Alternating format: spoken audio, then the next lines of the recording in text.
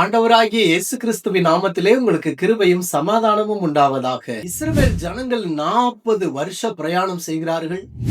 42 இடங்களிலே தங்கள் கூடாரங்களை அமைக்கிறார்கள்.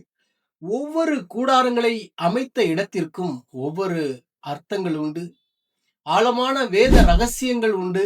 அதை நாம் ஒவ்வொரு நாளும் ஒரு சில நிமிஷங்களிலே நாம் தெரிந்து கொள்ள போகிறோம். எசேக்கியேல் தீர்க்க தரிசன புஸ்தகம் 20வது அதிகாரம் 6-7 வசனங்களை வாசிக்கும் பொழுது, எகிப்திலிருந்து நான் அவர்களை அழைப்பேன் என்றும் அவர்களுக்கு பார்த்து வைத்த தேசமும் சகல தேசமும் சிங்காரமா இருக்கக்கூடிய கானான் தேசத்திலே அவர்களை கொண்டு வந்து சேர்ப்பேன் என்று ஆணையிட்டு ஆண்டவர் சொல்லுகிறதை வாசிக்க. ஆணையிடுதல் என்பதற்கு பயன்படுத்தப்படுகிற எபிரேய வார்த்தையானது ஷாபா என்பதாகும். ஷாபா என்றால் இன்மியூட்டல் திங்ஸ், அசைக்க முடியாத அல்லது மாற்ற முடியாத என்பதாக பொருள்படுகிறது.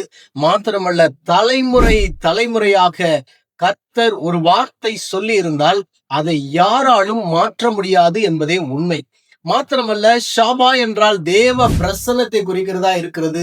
ஷாபா என்றால் 7 முறை கர்த்தர் சொல்லிக்கொண்டே இருப்பதற்கு அடையாளமாக இருக்கு. ஆதியாகமம் 24:7 வாசிக்கிறோம், உன் சந்ததிக்கு இந்த தேசத்தை கொடுப்பேன் என்று ஆணையிட்டவரும் என்று வாசிக்கிறோம். எபிரேயர் 6:17 வாசிக்கிறோம், தேவனும் நமக்கு ஒரு ஆணையினாலே வாக்குத்தத்தம் பண்ணப்பட்டவைகளை சுதந்தரிக்கும்படியாக பூரண சித்தம் கொண்டவராய் இருக்கிறார் என்று இந்த நாளிலே நாம் தெரிந்து கொண்ட வார்த்தை ஷாபா.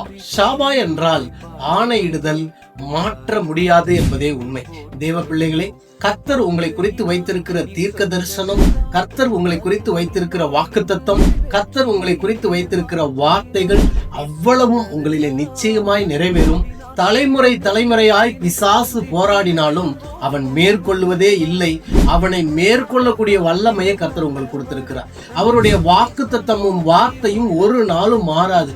அவருடைய வார்த்தை வெறுமனே திரும்பாது. பிரியமானவர்களே, வார்த்தையினாலே கர்த்தர் சொன்னதை எல்லாம் செயல்களினாலே நிறைவேற்றுவார்.